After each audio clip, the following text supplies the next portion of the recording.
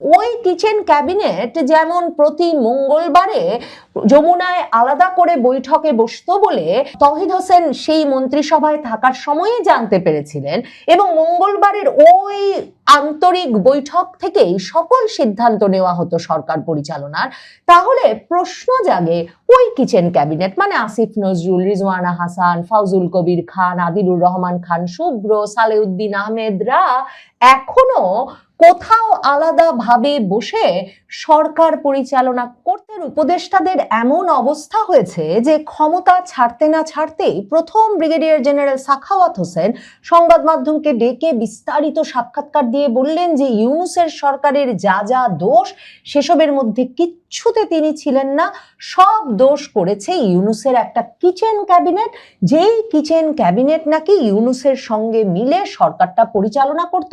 আর তাদের মতো সহজ সরলরা বারবার পদত্যাগ করতে চেয়েছেন বটে, কিন্তু ইউনূসের অনুরোধে শেষ পর্যন্ত আর পদত্যাগ করে ওঠেন নাই। মানে 18 মাস ধরে ক্ষমতা ভোগ করেছেন, মন্ত্রিত্ব থেকেছেন, সকল সরকারি সুযোগ সুবিধা পেয়েছেন, ক্ষমতা এক্সারসাইজ করেছেন। এরপর যে মাত্র ক্ষমতা গিয়েছে সাথে সাথে বলেছেন যে তারা একদম সহজ সরল কিচেন ক্যাবিনেটের সব দোষ।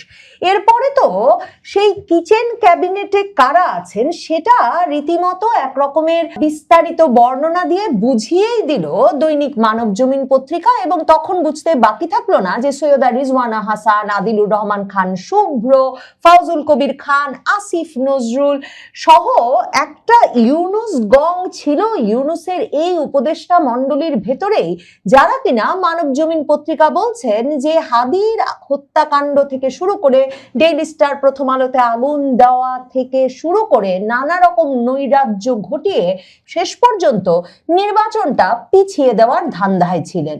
এবং এই কিচেন ক্যাবিনেটের সদস্যরা যে বিভিন্ন বিদেশি দূতাবাসের সঙ্গে, বিদেশি পক্ষের সঙ্গে যোগাযোগ রাখতেন নিয়মিত, সেটাও মানব জমিন তখন তাদের সেই প্রতিবেদনে লিখেছিল।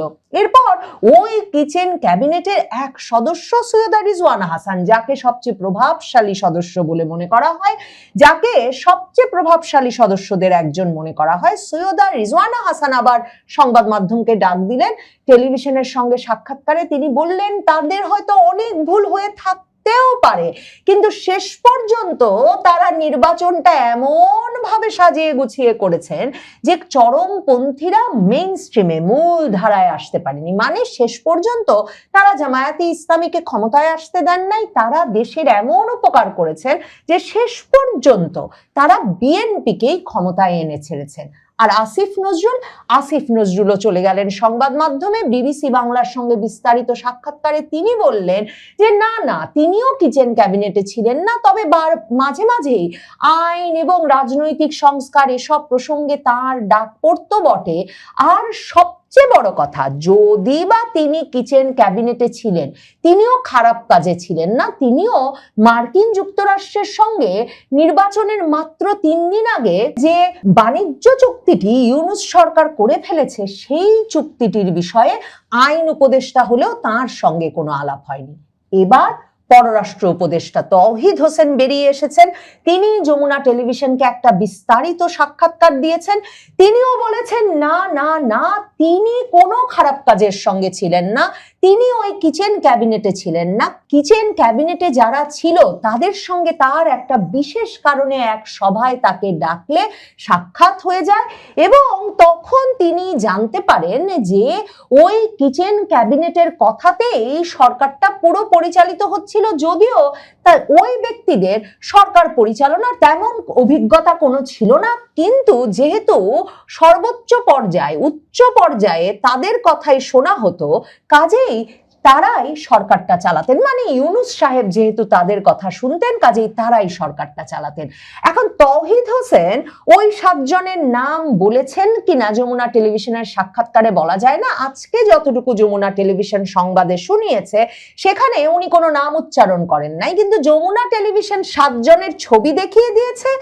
আর এরপর সংবাদপত্রগুলো কিচেন ক্যাবিনেটের সিদ্ধান্তে চলতো অন্তর্বর্তী সরকার 3 বার নাকি তৌহিদ হোসেনও পদত্যাগের সিদ্ধান্ত নিয়েছিলেন। ইত্তেফাক বলছে যে অন্তর্বর্তী সরকার পরিচালনায় 7 সদস্যের একটা কিচেন ক্যাবিনেট সক্রিয় ছিল বলে দাবি করেছেন সাবেক উপদেষ্টা তৌহিদ হোসেন। এবং তৌহিদ হোসেনের ওই সাক্ষাৎকারটার সঙ্গে যমুনা টিভি যাদের ছবি দেখিয়েছে পর্দায়, তার মধ্যে ইউনূসের চারপাশে তারা আসিফ নজরুল, রিজওয়ানা হাসান, আদিলুর রহমান খান শুভ্র, ফাউজুল কবির খান, এই যে ব্যক্তিরা, এদের ছবি তো দিয়েছেই, এদের কথা তো আমরা আগেও শুনেছি। এর পাশাপাশি তারা সালেউদ্দিন আহমেদ এবং অধ্যাপক ওয়াহিদউদ্দিন মাহমুদের ছবিও দেখিয়েছে। এখন পররাষ্ট্র উপদেষ্টা তৌহিদ হোসেন তিনি শুধু যে কিচেন ক্যাবিনেটের কথা বলেই তার এই বিস্ফোরক সাক্ষাৎকার শেষ করেছেন তাই নয়, 2024-এর জুলাই আগস্ট আন্দোলনে ডিপ স্টেট যে সক্রিয় ছিল সে কথা খুব স্বাভাবিকভাবেই স্বীকার করে নিয়ে তিনি বলেছেন অবশ্যই সব কিছুর পেছনেই ডিপ স্টেট তো থাকতেই হবে। এবং তার চেয়েও বিস্ফোরক, তিনিও বলেছেন, তিনিও বা যদিও পররাষ্ট্র উপদেষ্টা, তিনিও নাকি নির্বাচনের মাত্র 3 দিন আগে কেন ইউনূস সরকারকে মার্কিন যুক্তরাষ্ট্রের সঙ্গে এমন একটা বাণিজ্য চুক্তি করতে হলো সে বিষয়ে কিচ্ছু জানতেন না। এবং তৌহিদ হোসেনও বলেছেন তিনবার তিনিও পদত্যাগ করতে চেয়েছিলেন, তবে ইউনূস সাহেব এটা সরকারের জন্য খুব বিব্রতকর হয়ে যাবে বলায় তিনি আর শেষ পর্যন্ত পদত্যাগ করেন নাই, মন্ত্রী পদেই বসে থেকেছেন।